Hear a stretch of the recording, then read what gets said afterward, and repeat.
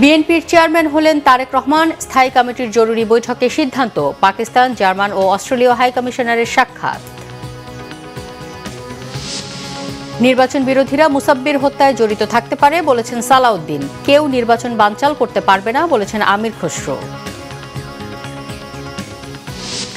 বন্ধের দিনও কর্মব্যস্ত ইসি। এনসিপির হাসনাত আব্দুল্লাহ ও বিএনপির মঞ্জুরুল আহসান মুন্সির বিরুদ্ধে মনোনয়ন বাতিলের পাল্টাপাল্টি আবেদন। দেখছিলেন ক্রাউন সিমেন্ট সংবাদ শিরোনাম। এবারে বিস্তারিত। বিএনপির চেয়ারম্যান হলেন তারেক রহমান। শুক্রবার গুলশানে দলটির স্থায়ী কমিটির বৈঠকে তাকে চেয়ারম্যানের দায়িত্ব দেওয়া হয়। রাত ৯টার পর বিএনপি মহাসচিব মির্জা ফখরুল ইসলাম আলমগীর, মির্জা আব্বাস, গয়েশ্বর চন্দ্র রায়, সেলিমা রহমান সহ দলের স্থায়ী কমিটির সদস্যরা গুলশান কার্যালয়ে আসেন। এর আগে বিকেল ৪টায় বিএনপির ভারপ্রাপ্ত চেয়ারম্যান তারেক রহমান কার্যালয়ে আসেন। ২০১৮ সালে সাবেক প্রধানমন্ত্রী বেগম খালেদা জিয়া কারাবন্দী হওয়ার পর বিএনপির গঠনতন্ত্র অনুযায়ী সিনিয়র ভাইস চেয়ারম্যান তারেক রহমানকে বিএনপির ভারপ্রাপ্ত চেয়ারম্যান হিসেবে মনোনীত করা হয়। এরপর থেকেই কার্যত তার নেতৃত্বে দল পরিচালিত হয়ে আসছে। বিএনপির চেয়ারপারসনের দায়িত্বে ছিলেন সদ্য প্রয়াত সাবেক ৩বারের প্রধানমন্ত্রী বেগম খালেদা জিয়া। ১৯৮৪ সালের ১০ মে থেকে গত ৩০ ডিসেম্বর পর্যন্ত এই দায়িত্বে ছিলেন বেগম জিয়া। তার প্রয়াণের মধ্য দিয়ে দলটির সর্বোচ্চ পদে এই শূন্যতা সৃষ্টি হয়। দায়িত্ব গ্রহণের মধ্য দিয়ে আনুষ্ঠানিকভাবে দায়িত্ব গেল তারেক রহমানের হাতে। দর্শক, এই মুহূর্তে বিএনপি চেয়ারপারসনের গুলশান কার্যালয়ে রয়েছেন আমাদের সহকর্মী নাবিল জাহাঙ্গীর। সরাসরি যুক্ত হচ্ছে তার সঙ্গে। নাবিল, তারেক রহমানের বিএনপি চেয়ারম্যানের দায়িত্ব গ্রহণের বিষয়ে আপনার কাছে কি তথ্য আছে, আমাদেরকে বিস্তারিত জানাবেন।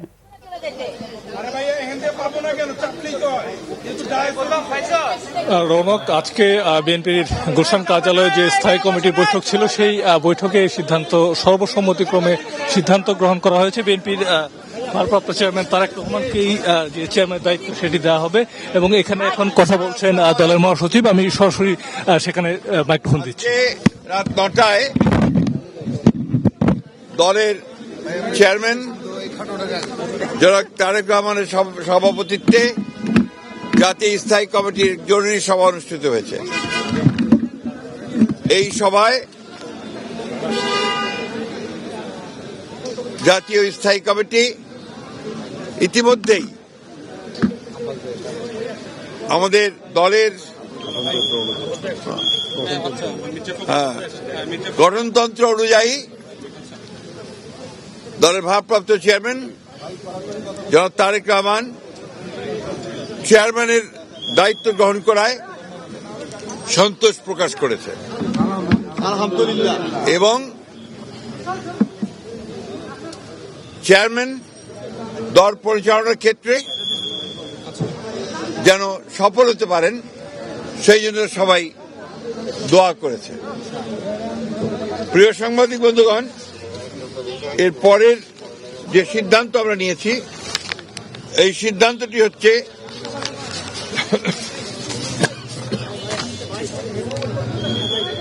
নির্বাচন কমিশনের অনুরোধে বাংলাদেশ জাতীয়তাবাদী দলের চেয়ারম্যান জনাব তারেক রহমান আগামী ১১ জানুয়ারি ২০২৬ থেকে জাতীয় নেতা মৌলানা আব্দুল হামিদ খান ভাসানী ও ২০২৪ ছাত্রগণ অভ্যুত্থানে শহীদ আবু সাইদ সহ অন্যান্য শহীদদের প্রতি শ্রদ্ধা জানানোর জন্য তাদের কবর জিয়ারত এবং কিছু পারিবারিক দায়িত্ব পালনের জন্য দেশের উত্তরাঞ্চলের কয়েকটি জেলা সফর করবেন বলে সিদ্ধান্ত নেওয়া হয়েছিল।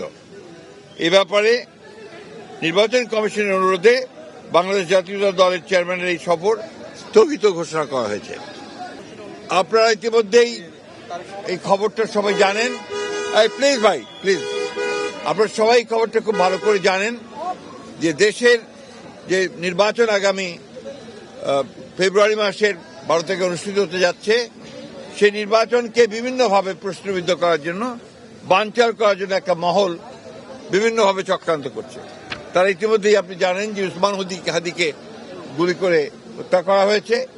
একইভাবে বিভিন্ন জায়গায় রাজনৈতিক দলের নেতৃবৃন্দকে, বিশেষ করে বিএনপির অনেক কয়েকজন নেতৃবৃন্দকে গুলি করা হয়েছে এবং তারা শহীদ হয়েছেন। এবং গত কয়েকদিন আগে স্বেচ্ছাসেবক দলের সাবেক সদস্য সচিব দক্ষিণে না উত্তরের সদস্য সচিব, সাবেক সদস্য সচিব মুসাব্বিরকে গুলি করে হত্যা করা হয়েছে। আমরা ইতিমধ্যেই এর তীব্র নিন্দা জানিয়েছি, ক্ষোভ প্রকাশ করেছি এবং অবিলম্বে হত্যাকারীদেরকে গ্রেফতার করে আইনের আওতায় আনার দাবি জানিয়েছি। আমরা বারবার করে কথা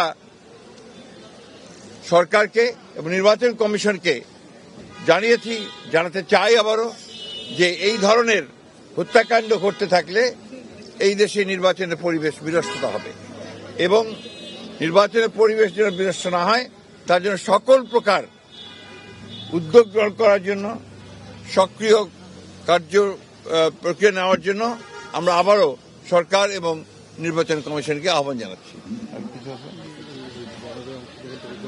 আর ইতিমধ্যে আপনারা সবাই জানেন যে আমাদের গণতন্ত্রের মাতা,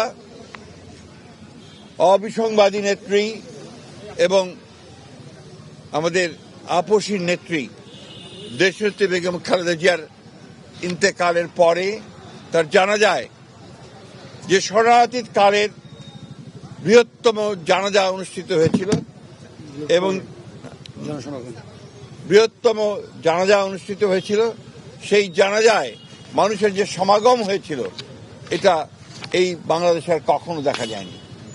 আমরা যারা স্বতঃস্ফূর্তভাবে সবাই এই জানাজায় অংশ নিয়েছিলেন, আমরা দলের পক্ষ থেকে সমস্ত জনগণকে আমরা আন্তরিকভাবে কৃতজ্ঞতা এবং ধন্যবাদ জানাচ্ছি এবং আইন শৃঙ্খলা পরিস্থিতি রক্ষা করবার জন্য সেনাবাহিনীর সদস্যরা, সেনাবাহিনীর তিন বাহিনীর প্রধান এবং সরকার যে উদ্যোগ নিয়েছে, সে পুলিশ, র্যাব, বিজেপি যারা সহযোগিতা করেছেন তাদের সকলকে আমরা আন্তরিকভাবে ধন্যবাদ এবং কৃতজ্ঞতা জানাচ্ছি।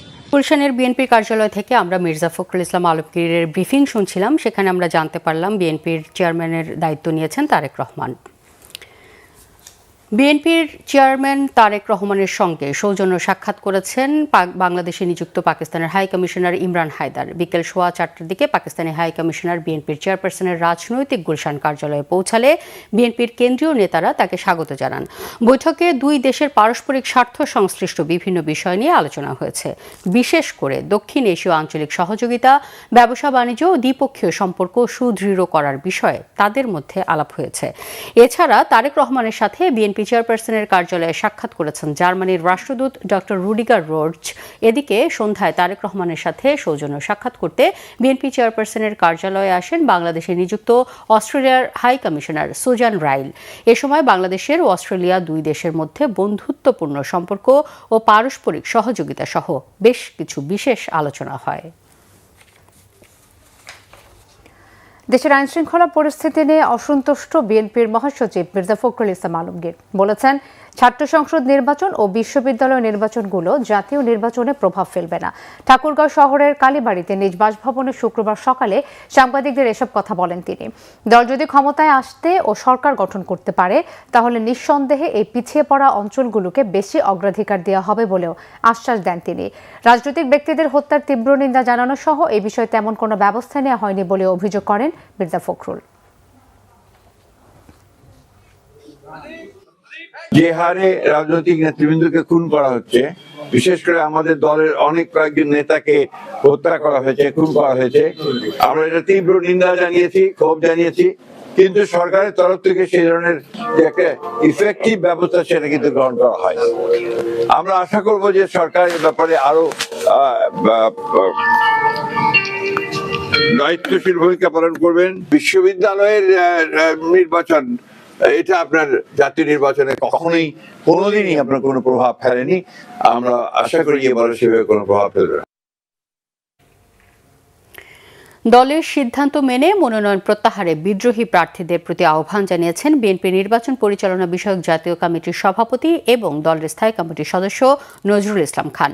দুপুরে জুমার নামাজের পর বেগম খালেদা জিয়ার মাজার জিয়ারতের আগে তিনি কথা বলেন দেশে গণতন্ত্র বিরোধী ষড়যন্ত্র রুখে দিতে আইনশৃঙ্খলা বাহিনীকে সক্রিয় করতে অন্তর্বর্তী সরকারকে আহ্বান জানানো হয়েছে। এদিকে আজও দিনভর বেগম জিয়ার প্রতি শ্রদ্ধা জানিয়েছেন সর্বস্তরের মানুষ। আরও বিস্তারিত জানাচ্ছেন মামুন আব্দুল্লাহ। প্রিয় নেত্রীর কবরে ফুল দিয়ে শ্রদ্ধা জানাতে সকাল থেকেই বেগম জিয়ার মাজারে ভিড় জমান সাধারণ মানুষ। শুধু ঢাকা নয়, বাইরের বিভিন্ন জেলা ও উপজেলা থেকে আসা মানুষের চোখে মুখে শোকের গভীর ছাপ। জেল থেকে যেসব জেলে যেত ওরা বাবারা টিভিতে দেখতো, দেখার পরে ওরা বলতো আব্বু আমরা উনার কবরে যাবো, উনার কবর জিয়ারত করব, দোয়া করব। আমরা বাগেরহাট থেকে আসছি আমাদের প্রিয় নেত্রীকে দেখতে। ও তো ছোট মানুষ এখন, কিন্তু এটা তো বড় হলেও দেখবে বা ছবিগুলো দেখে তখন ও এটা শিখবে যে আমরা এখানে জ্ঞানক ইসলাম। তারা ভালোবাসে, দেশের জন্য সে অনেক কিছু করছে, মেয়েদেরকে সুযোগ সুবিধা দিছে, মহিলাদেরকে সুযোগ সুবিধা দিছে। শ্রদ্ধা জানাতে আসেন বিএনপি ও এর অঙ্গ সহযোগী সংগঠনের নেতারাও। বলেন, বেগম খালেদা জিয়া জিয়াউর রহমানের যে গণতন্ত্রের মশাল আঁকড়ে ধরেছিলেন তার যোগ্য উত্তরসূরি তারেক রহমান।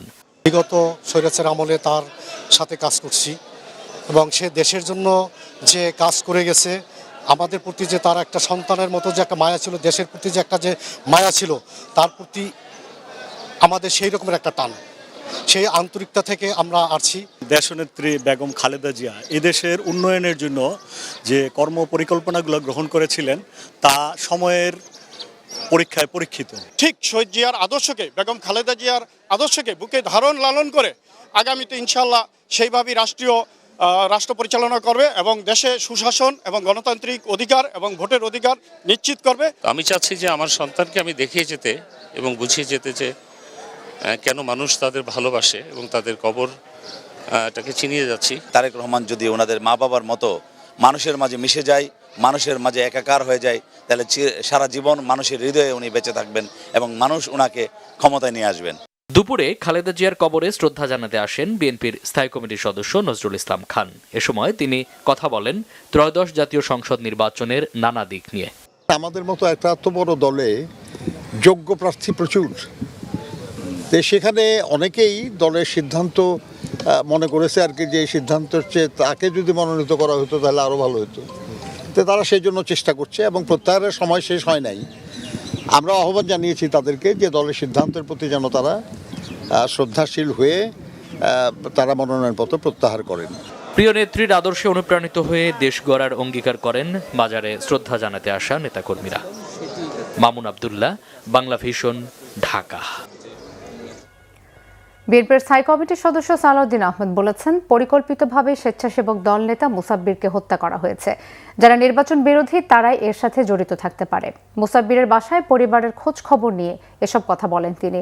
এদিকে মুসাব্বির হত্যায় জড়িতদের গ্রেফতারের দাবিতে বিক্ষোভ করেছে এলাকাবাসী। শুভ মাহফুজের রিপোর্ট।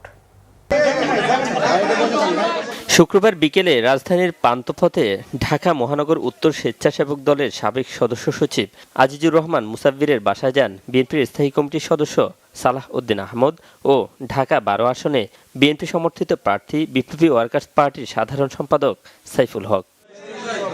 এ সময় গণমাধ্যমকে সালাহউদ্দিন আহমদ জানান, যারা নির্বাচন প্রতিহত করতে চায় তারাই এই হত্যাকাণ্ডের সাথে জড়িত থাকতে পারে। বলেন, এসব হত্যাকাণ্ড ঘটিয়ে নির্বাচনকে প্রতিহত করা যাবে না।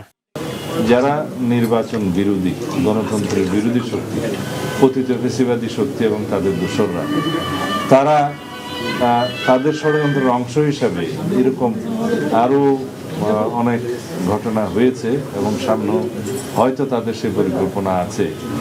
যারা গণতন্ত্র চায় না, নির্বাচন চায় না এবং নির্বাচনকে যারা অনিশ্চিত করতে পারলে লাভবান হবে, সেই জাতীয় কোনো অপশক্তি এর পিছনে আছে কিনা সেটা খতিয়ে দেখতে হবে। তবে আমরা ঘটনার সুষ্ঠু তদন্তের জন্য দাবি করেছি।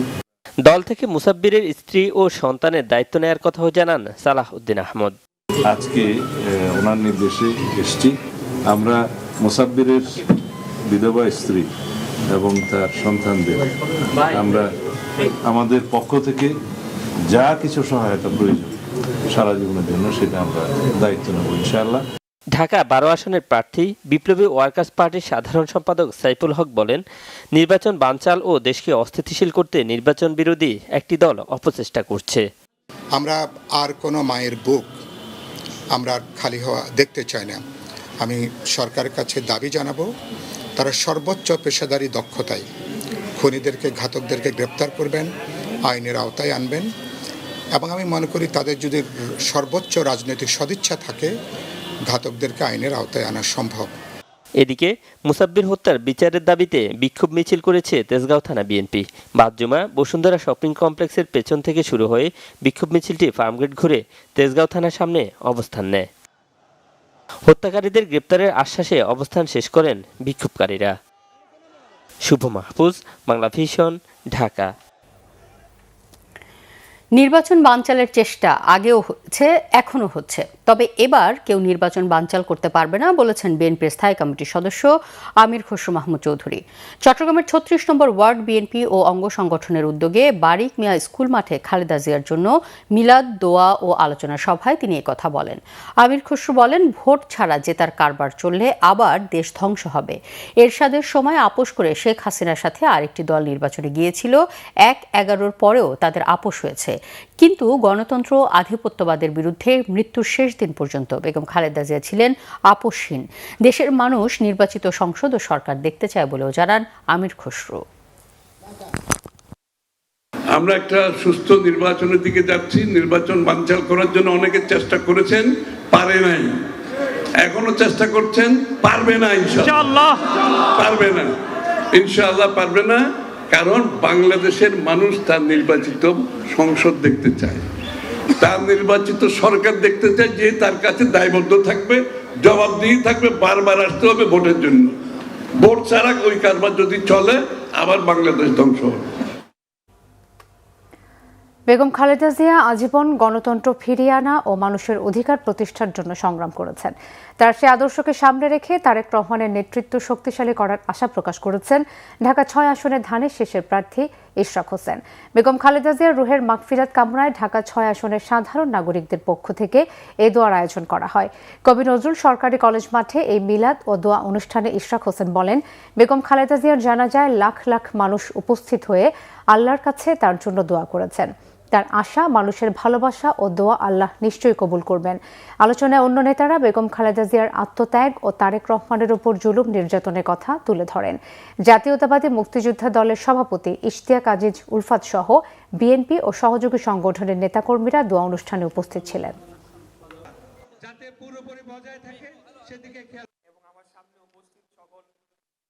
এবং ওনার অসমাপ্ত কাজ ছিল কোনটা? বাংলাদেশে গণতন্ত্র প্রতিষ্ঠা করা। এটার জন্যই ওনার লড়াই সংগ্রাম ছিল। অতএব আমরা বাংলাদেশে গণতন্ত্র প্রতিষ্ঠা করার মাধ্যমে ওনার সকল যে ত্যাগ, সেটা প্রতিদান দেব ইনশাআল্লাহ। আমাদের প্রাণপ্রিয় নেতা দেশনায়ক তারেক রহমানের জন্য দোয়া প্রার্থনা করছি, মহান আল্লাহ তাআলা ওনার হাত ধরে যাতে আমাদেরকে বাংলাদেশে গণতন্ত্র প্রতিষ্ঠা করার তৌফিক দান করেন। কুমিল্লা ৪ আসনে জাতীয় নাগরিক পার্টির প্রার্থী হাসনাত আব্দুল্লাহ ও বিএনপির মঞ্জুরুল হাসান মুন্সির বিরুদ্ধে মনোনয়ন বাতিলের পাল্টাপাল্টি আবেদন জমা পড়েছে নির্বাচন কমিশনে। শেষ দিনে এই ধরনের আবেদন পড়েছে ১৭১টির বেশি। এই নিয়ে নির্বাচন কমিশনে মোট আবেদন জমা পড়েছে ৬৪০টির বেশি। বিকেলে ইসি সচিবের সঙ্গে বৈঠক করতে কমিশনে পৌঁছান অ্যাটর্নি জেনারেলের দায়িত্বপ্রাপ্ত মোহাম্মদ আরশাদুর রৌফ। ঘণ্টাব্যাপী বৈঠক শেষে নির্বাচন কমিশন ছাড়েন তিনি। রিপোর্ট করছেন আসমা আক্তার নূপুর। শুক্রবার বিকেলে নির্বাচন কমিশনে পৌঁছেন অ্যাটর্নি জেনারেলের দায়িত্বপ্রাপ্ত অতিরিক্ত অ্যাটর্নি জেনারেল মোহাম্মদ আরশাদুর রৌফ। বৈঠক করেন সিনিয়র সচিব আক্তার আহমেদের সাথে। প্রায় ১.৫ ঘণ্টা বৈঠক করে নির্বাচন কমিশন ত্যাগ করেন আরশাদুর রৌফ। তবে বৈঠকে আলাপের বিষয়ে গণমাধ্যমে কথা বলতে রাজি হননি ইসি সচিব আক্তার আহমেদ। এদিকে আপিল আবেদনের শেষ দিনে সকাল থেকে রাত পর্যন্ত আপিল আবেদন জমা নেয় নির্বাচন কমিশন। অন্যান্য দিনের মতো বিকাল ৫টা পর্যন্ত আবেদনের সময় থাকলেও বিকাল পেরিয়ে রাত গড়ালেও দীর্ঘ সারি দেখা যায় নির্বাচন কমিশনে। অন্যান্য দিনের মতো এদিনও ১% ভোটের বিধান সঠিক নয় বলে অভিযোগ করেন মনোনয়ন বাতিল হওয়া স্বতন্ত্র প্রার্থীরা। যদি আমরা সত্যিকার অর্থে গণতান্ত্রিক প্রক্রিয়া চর্চা করতে চাই, 1%-এর বিষয়টাকে তুলে দিতে হবে। বাতিল হয়েছে নিশ্চয়ই অন্য কোনো কারণ আছে, সমর্থনের কারণে বাতিল হয় না। আমার প্রার্থীটা বাতিল হয়েছে ঋণ খেলাপি দাবি করে যে উত্থাপিত করেছে তা অতীতে হাইকোর্ট থেকে ফেরত পেয়েছি, এবারও 100% ফেরত পাবো। আওয়ামী ফেসিস্ট আমলে ওলামা একরামদের বিরুদ্ধে যে ষড়যন্ত্রমূলক হয়রানিমূলক মিথ্যা মামলাগুলি হয়েছে, যা আবার এই সরকার এসে উড্র করে নিয়েছেন, সব খারিজ করে দিয়ে ফেলেছেন। আমাদের ধারণা ছিল যেহেতু খারিজ হয়ে গেছে মনে হয় এগুলি উল্লেখ করতে হবে না, কিন্তু শেষ পর্যন্ত রিটার্নিং অফিসার ওইটাই লিখছেন যে না, ওই মামলাগুলির তথ্য আমাদেরকে দিতে হবে। এদিন সন্ধ্যায় কুমিল্লা ৪ আসনে হাসনাত আব্দুল্লাহ ও বিএনপি প্রার্থী মঞ্জুরুল আহসান মুন্সির পক্ষ থেকে একে অন্যের বিরুদ্ধে মনোনয়ন বাতিলের আবেদন করেন নির্বাচন কমিশনে। আসমা আক্তার নূপুর, বাংলা ভিশন, ঢাকা। আসন্ন ত্রয়োদশ জাতীয় সংসদ নির্বাচনের জন্য যথেষ্ট ভালো পরিবেশ রয়েছে বলে জানিয়েছেন প্রধান উপদেষ্টা প্রেস সচিব শফিকুল আলম। ময়মনসিংহের এবি গুহ রোডে শিববাড়ি পরিদর্শনে এসে তিনি একথা জানান।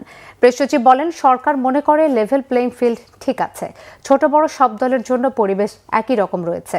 বর্তমানে প্রার্থীদের যাচাই বাছাই চলছে, এছাড়াও প্রার্থীরা বাড়ি বাড়ি গিয়ে প্রচারণা চালাচ্ছেন। 22 জানুয়ারি থেকে পুরো দমে নির্বাচনী প্রচার শুরু হবে বলে জানান শফিকুল আলম। শুরু হবে 22 জানুয়ারি।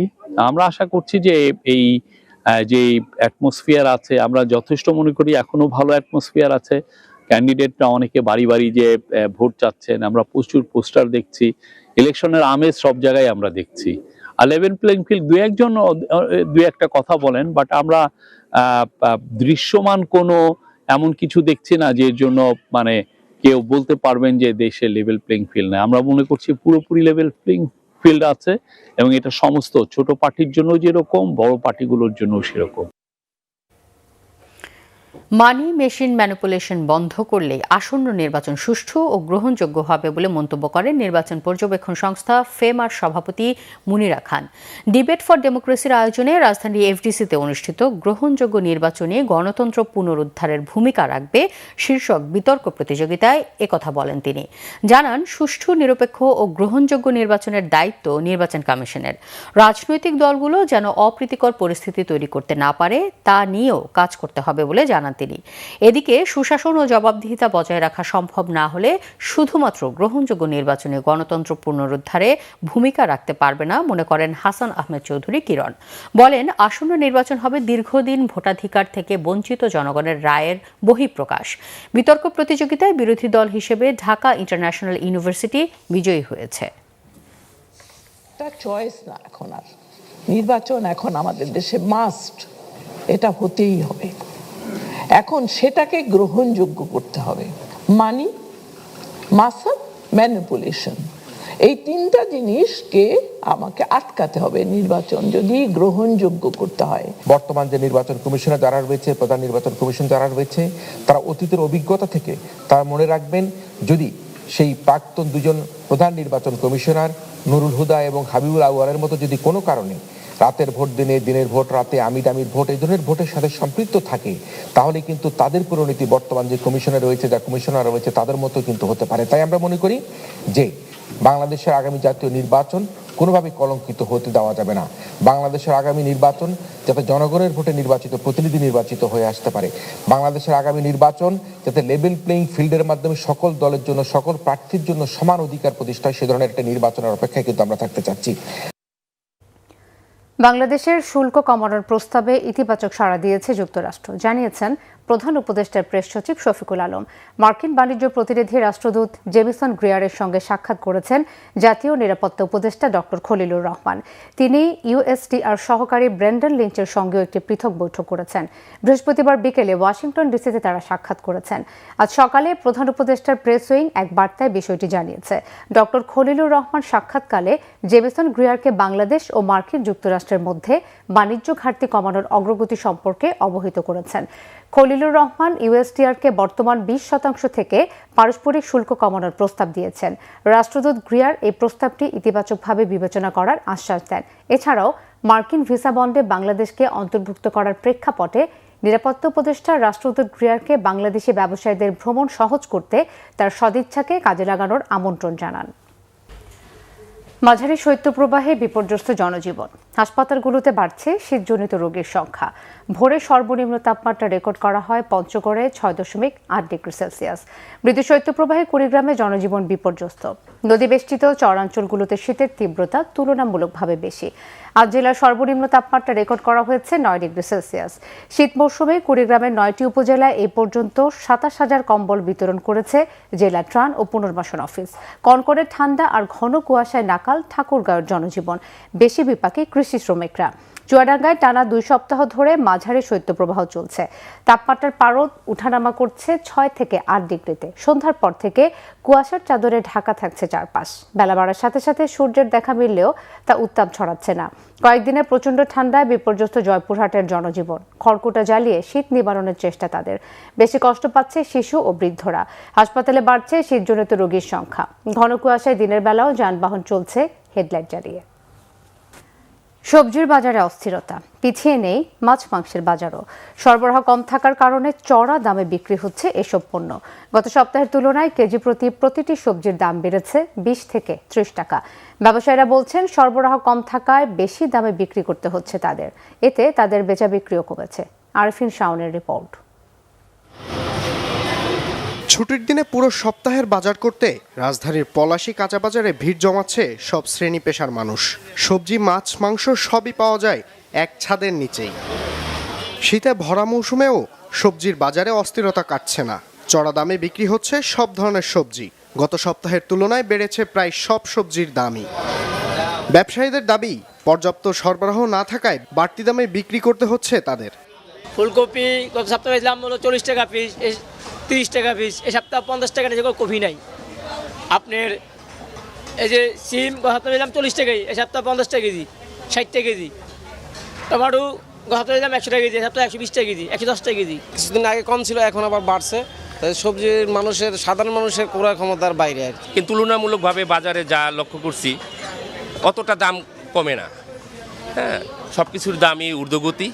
মাছ মাংসের বাজারেও অস্থিরতার ছাপ। গত সপ্তাহের তুলনায় মুরগি কেজি প্রতি দাম বেড়েছে 10 থেকে 20 টাকা। মাছের ক্ষেত্রে 50 টাকা পর্যন্ত বেড়েছে দাম। আমদানি কম, মানুষ গাঙে নামতে পারতেছে না। অনেক ঠান্ডার জন্য মাছ কম আসতেছে, এই জন্য একটু দাম বাড়তি। ফার্মের মুরগি 170 টাকা কেজি, আগের সপ্তাহে ছিল 160, এখন 10 টাকা বাড়ছে। সোনালিও বাড়ছে, সোনালি 300 টাকা, 290, 80। আগে ছিল 250, 260, এখন বর্তমানে 300। বাড়তি দামে ক্ষুব্ধ সাধারণ মানুষ। আয় তো প্রতিদিন বাড়ে না, প্রতি মাসেও বাড়ে না। আমাদের আয় সীমিত, কিন্তু ব্যয় বাড়তেছে ইন এভরিডে।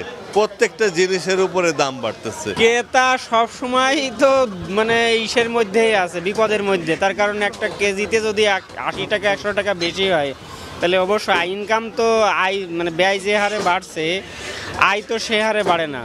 তবে স্বস্তির সংবাদ রয়েছে ডিমের বাজারে। আগের তুলনায় দাম কমেছে সব ধরনের ডিমের। তো শীত, যেহেতু আবহাওয়া শীত, তো এই সিজনটা উৎপাদন অনেক ভালো, এই জন্য ডিমটা বাজারটা স্থিতিশীল আছে। আরফিন শাওন, বাংলা ভিশন, ঢাকা। দেশের বিভিন্ন জায়গার আরও কিছু খবর নিয়ে রয়েছে একটি ডেস্ক রিপোর্ট।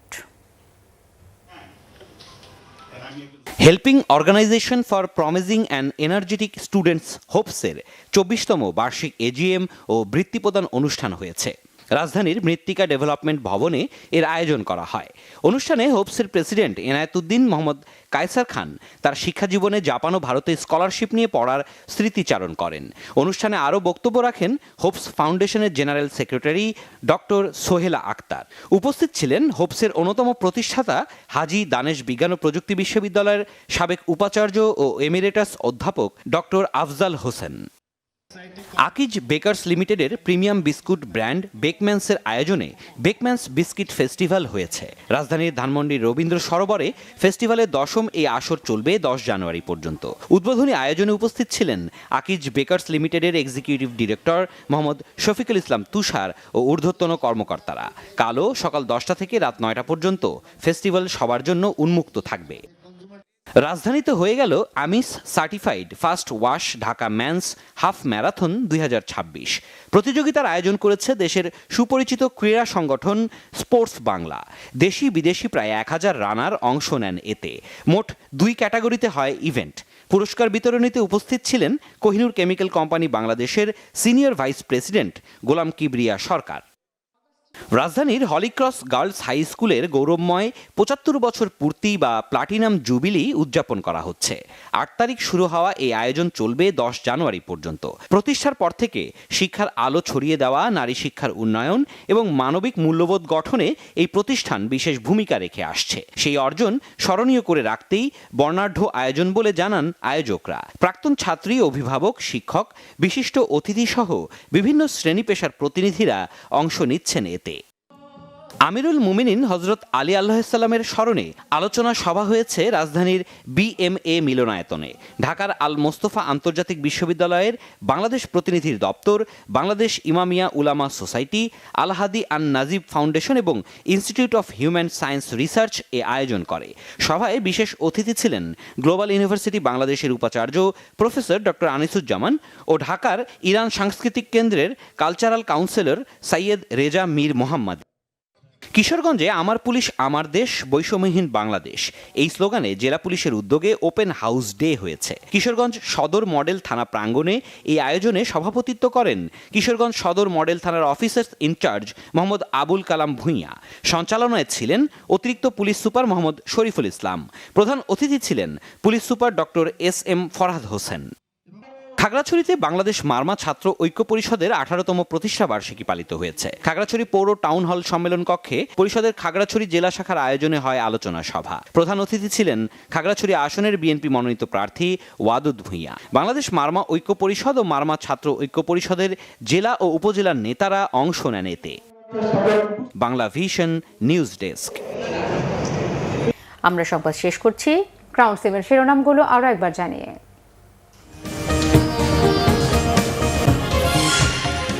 বিএনপির চেয়ারম্যান হলেন তারেক রহমান। স্থায়ী কমিটির জরুরি বৈঠকে সিদ্ধান্ত, 4 দিনের উত্তরাঞ্চল সফর স্থগিত। নির্বাচন বিরোধীরা মুসাব্বির হত্যা জড়িত থাকতে পারে বলেছেন সালাউদ্দিন। কেউ নির্বাচন বানচাল করতে পারবে না বলেছেন আমির খসরু। বন্ধের দিনও কর্মব্যস্ত ইসি। এনসিপির হাসনাত আব্দুল্লাহ ও বিএনপির মঞ্জুরুল আহসান মুন্সির বিরুদ্ধে মনোনয়ন বাতিলের পাল্টাপাল্টি আবেদন। এই ছিল এখনকার মতো। পরের সংবাদ রাত 1টায় দেখার আমন্ত্রণ রইল। এছাড়া বাংলা ভিশন সংবাদ ও সংবাদ সংশ্লিষ্ট অনুষ্ঠান দেখতে ভিজিট করুন www.bvnews24.com ও facebook.com/banglavisionnews-এ এবং সাবস্ক্রাইব করুন youtube.com/banglavisionnews-এ। ধন্যবাদ। শুভরাত্রি।